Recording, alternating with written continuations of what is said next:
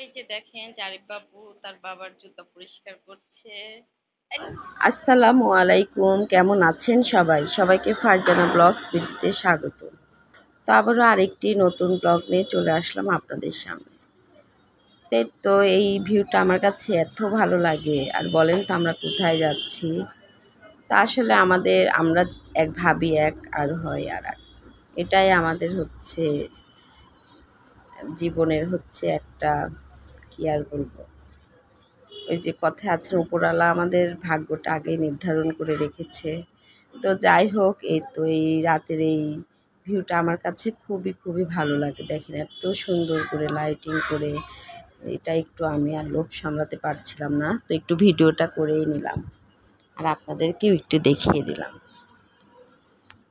তো ভিডিও শুরুতেই বলে নিচ্ছি, আমার ভিডিওটি যদি ভালো লাগে তাহলে সবাই লাইক শেয়ার কমেন্ট করে আমার পাশে থাকবেন।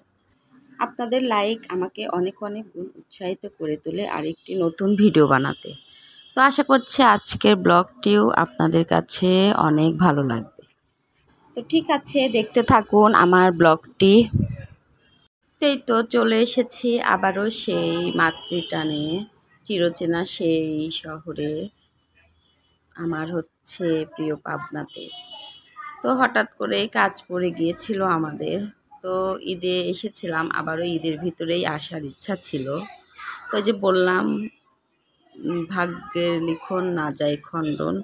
তো যাই হোক, সকালবেলা তো আজকে আর আমরা প্যারাডাইসে নাস্তা করছি না, আজকে আমরা করছি সেই বিখ্যাত মধুমিতা হচ্ছে হোটেলে। ওদের হচ্ছে খিচুড়ি, ডিম ভাজি, আলু ভর্তা, আর এই যে সাথে পেঁয়াজ আর কাঁচামরিচ। এদের খিচুড়িটা আমার কাছে খুবই খুবই ভালো লাগে। আমার খুব ফেভারিট একটা খাবার এই মধুমিতার খিচুড়ি। তো যাই হোক, আর এই যে জারিফ বাবু খাচ্ছে পরোটা, আর ওকে আমি এই যে ভিডিও করছি, ও বিরক্ত হচ্ছে খুব। তো পাবনাতে এসে এমন ঠান্ডা লেগেছে তো জারিফ বাবুর।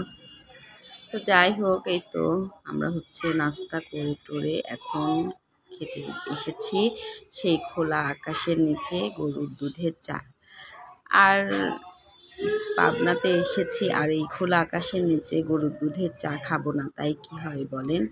তো এই জিনিসগুলো আমি খুব খুব মিস করি। আমার খুবই খুবই ফেভারিট একটা জায়গা এখানে। তো এখানে হচ্ছে এসে সেই খোলা আকাশের নিচে চা খাওয়ার কিন্তু মজাটাই অন্যরকম। তো এটা কিন্তু হাজার টাকা পয়সা দিয়েও কিন্তু এই শান্তিটা কিন্তু পাওয়া যায় না। তো যাই হোক, তো জারিফ বাবু একটু করে খাচ্ছে আর একটু করে এখানে চায়ের কাপটা রাখছে, যেহেতু চাটা একটু গরম ছিল।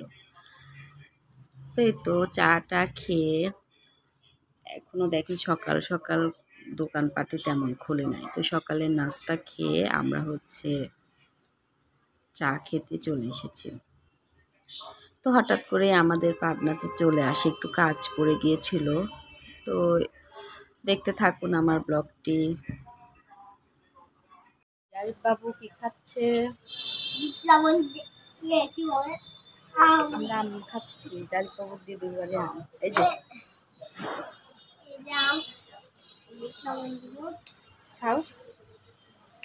কেমন তো দেখি, কেমন টাকা ওইদিকে টাকা। আমরা আম খাচ্ছি, তেমন মজা। দিদু দিয়ে আসো, দিদু দিয়ে আসো। দিদু দিদু একটা নাও, দিদু একটা নাও।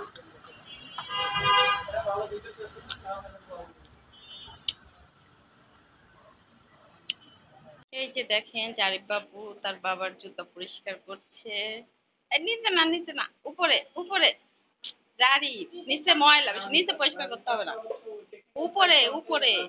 হ্যাঁ, এই যে দেখেন সে টুলের উপর বসে পানিতে, এই যে মগে পানি নিয়ে একদম পরিষ্কার শুরু করে দিচ্ছে।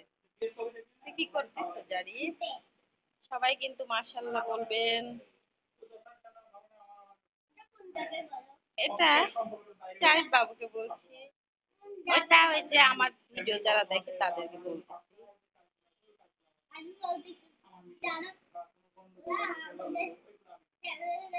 হ্যাঁ, যারা চ্যানেলে দেখে তাদের। এটা কোন জানে? হুম? আমরা এখন আছি জারিফ বাবুর দাদুর বাড়ি। আপনারা অনেকেই দেখতে চেয়েছেন জারিফ বাবুর দাদুর বাড়ি। এই যে দেখাচ্ছি। এই তো অনেকেই দেখতে চেয়েছিলেন আমার শ্বশুর বাড়ি। তো সবাই কমেন্টে বলতেন, আপু আপনার শ্বশুর বাড়ি দেখান, শুধু তো বাবার বাড়িই দেখান, শ্বশুর বাড়ি তো আর দেখান না। তো যাই হোক, আজকে সেই ভিডিওটি সেই আমার আপু আর ভাইয়াদের জন্য নিয়ে চলে এসেছি আমি আমার শ্বশুর বাড়ি দেখানোর জন্য। তো এখানে তো আমাদের তেমনভাবে থাকা হয় না, এজন্য হচ্ছে ওই যে না থাকলে যা হয় আর কি। তো এই তো দেখিয়েই দিলাম আমার সেই শ্বশুর বাড়ি মধুর হাড়ি।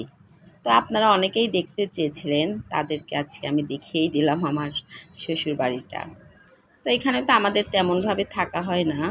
তো যাই হোক, এই তো আর পাবনাতে এসে এত আমি টাটকা মাছ দেখে আমি আর লোভ সামলাতে পারি নাই। তো এমনি তো বাজার করতেই হবে, তো এই যে নিয়ে চলে এসেছি বাজার। সকালবেলা উঠে নাস্তা করে তারপরে আমরা চলে গিয়েছিলাম বাজার করতে। তো এখানে তো কিনেছি হচ্ছে ছোট মলা মাছ, ট্যাংরা মাছ আর নদীর ওই মাছটার নাম আমি সঠিক জানি না, আর মুরগি কিনেছি। তো আর এই যে কিছু কাঁচা বাজার এইখানে হচ্ছে করে নিয়ে এসেছিলাম। তো কাঁচা সবজিগুলো এত ফ্রেশ, আর হচ্ছে শাক তো দেখে আমি আর লোভ সামলাতে পারিনি। তো এখানে যে দেখেন বেগুনগুলো এত টাটকা ছিল। তো এখানে সব একটু অল্প অল্প করে আমি নিয়েছি, আর এই যে শাক নিয়েছি, শাকগুলো এত টাটকা ছিল। তো এখানে হচ্ছে ডাঁটার শাক নিয়েছি, আর এই যে কাতল মাছও কিন্তু আমি কিনেছিলাম, আর মুরগি। তো ভাবি হচ্ছে আমার এক চাচতো যা থাকে, উনি হচ্ছে আমার শাশুড়ির দেখাশোনা করে। তো উনি হচ্ছে এগুলা সব মাছ টাছ কেটে ধুয়ে প্রসেস করে রেখে দিবে।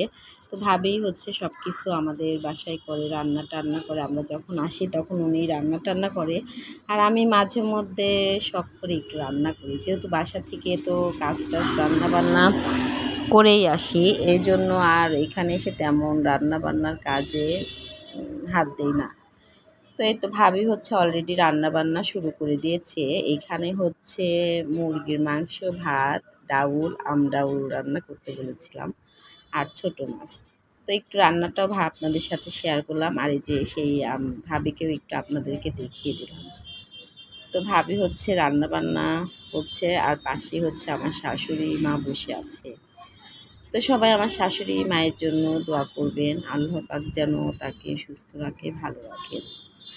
তো এই তো ভাবি রান্না করছে, আর আম্মা হচ্ছে পাশে বসে আছে, আর আমি একটু ভিডিও করছিলাম তাদেরকে। তো যাই হোক, এই তো আর সবাই যেহেতু আমার শ্বশুর বাড়িটা দেখতে চেয়েছিলেন, তো দেখিয়ে দিলাম। আর এই যে এই সেমি পাকা বিল্ডিংটায় আগে আমার শ্বশুর যখন বেঁচে ছিলেন তখন আমরা এই রুমটায় থাকতাম।